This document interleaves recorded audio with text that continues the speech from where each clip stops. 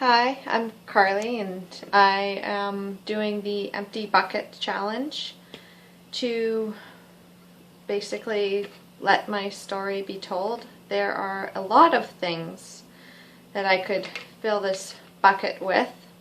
One of them being the way that I felt that I was treated in the hospital, even though I had a perfectly natural birth according to many. But I want to focus on specifically on how I was treated before I went into the hospital by a midwife. And I had been planning a home birth with my firstborn son, and I had been looking forward to it because I honestly don't like hospitals. I am terrified of needles. I get stressed out when I'm in a medical setting, and well, I just didn't want to be there. So I chose a home birth. And at 35 weeks, I went into an appointment with this particular midwife who had been the one to see me. It was in a group practice. And she told me I was measuring a lot smaller than my last appointment, and I sort of knew that this might have been a possibility just because I carry small. I am a very small build, as you can see, hardly any hips, right? So I've got basically a baby who's going to be almost 8 pounds when he's born. I don't know this at the time, and I also don't know that I'm going to go into labor at 41 weeks instead of at 40 weeks. So here I am. I'm being told that I'm measuring small and I'm going in for an ultrasound. And I'm thinking, okay, well, whatever. I don't mind. I'll just go in and see my baby and they'll know that everything's fine. After all, he's been kicking my insides and he's perfectly happy to bounce around in there and push out my rib cage, so I know he's healthy. I'm trusting my instincts here. And I don't hear back from this midwife for 4 days after the ultrasound is done. So I figure, okay, well, if something had been wrong, they would have said something, right? No. 8 o'clock at night on a Sunday, I'm curled up on the couch with my husband, and I get the call from this midwife, and she tells me that my son has a growth restriction. Remember, I'm 35 weeks. I've got a lot of time left. And she's telling me he possibly has a growth restriction and he won't tolerate labor well, and I might have to be induced and I might have to have a C-section, and I can't have a home birth now. Yeah. Well, I am absolutely in a state of shock and panic and fear, and I just don't want this to happen because obviously I don't like needles and I don't like hospitals and I just want to be home. Obviously. I tell this midwife, it's like, okay, well, I'll go in for these non-stress tests and I'll go in for ultrasounds, and if everything seems to be okay, then can't I still have a home birth? And she says, no, most mothers transfer for first-time babies anyway, so you might as well just have them in the hospital, and it's really not so bad. She's completely dismissing my concerns. She's completely dismissing the fact that I really don't want to be in the hospital, and she's making it seem like I should just agree. So, because I'm being talked down to like a child who's not making any sense, not doing what's right for her baby, I give up. And I say, okay, fine, I'll have him in the hospital. And then I make up a birth plan that's 3 pages long on all the things I don't want. Anyway, I've got a doula. I've got my plan in place so that I can avoid as many interventions as possible. And meanwhile, this midwife is no longer the one that's seeing me, because it's in, like I said, it's in a group practice. So the next one to come on is my midwife. Jules, oh God, I love her. She calls me up at 39 weeks on the phone the day before my appointment to see her, and she says, I don't know what they're telling you, but your son is perfectly fine. Do you know that the ultrasound scan that they based his small stomach on is not even that good? It's actually blurry. They can't tell anything from it. And you can totally have a home birth.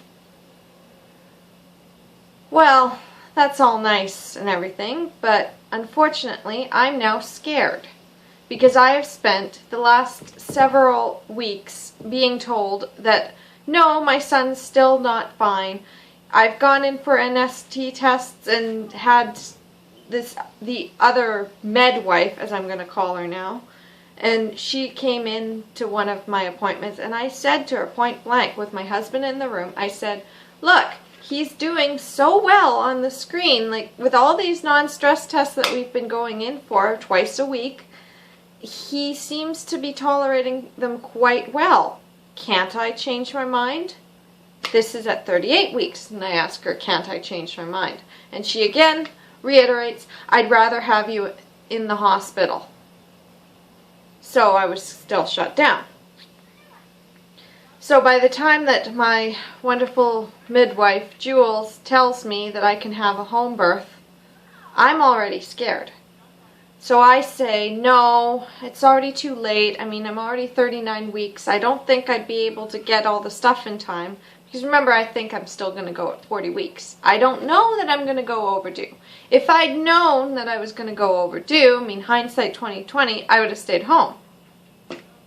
But I didn't, because the midwife lied to me.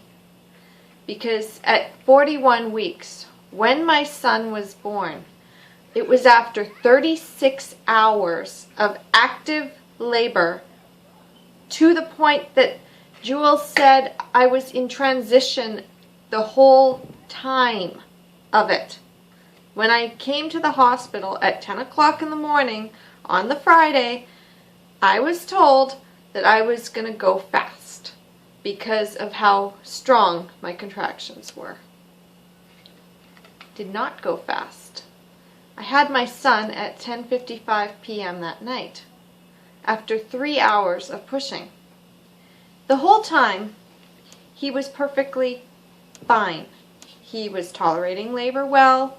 He had no distress until the very end, and then he was out with an APGAR score of 9. And he was almost 8 pounds. And the pediatrician took one look at him and said, this is not an IUGR baby. So then I'm told by my midwife that, yes, I could have had a home birth. I had no reason whatsoever to have been told that I couldn't. And for the next one, I will definitely be fighting for it. But that's my empty bucket right there, is that I could have had this, and I was lied to, and I was scared into compliance with what the midwife wanted. And because of that, I am ticked off, because the rest of my birth, while straightforward, I was still within hospital protocol. I had to fight off having a blood test done that I didn't want, so I said no, and I had to say no 3 times while I was dealing with these hard contractions. I was pulled from the tub when I wanted to birth in the tub because they don't allow water birth at the hospital. I was made to get onto the bed, even though I wanted to lean over the bed and squat down, because my son was apparently sunny side up and he had his hand right up to his face. And I had to eventually be on my back, leaning back, reclining, so I'm like this, but still I should have been up on my hands and knees, and I was yelled at and told to push, and I was even threatened that if I didn't get my son out near the 3-hour mark that they would have to cut me. And I was staring at that clock and being like, I'm gonna get cut. And I was terrified, and that's where my trauma really lies, is knowing that the only reason why I had the natural birth that I wanted was because my wonderful midwife, Jules, was there. And if she hadn't been the one on call, I would have been cut. I'm pretty sure I would have been wheeled into the operating room, and I would have been given a C-section, and there would have been nothing I could have done about it except have stayed home in the first place. So that's my empty bucket. I hope you'll share your own. If you don't, that's also your choice, because we all have to share our stories in our own time. Thank you for listening.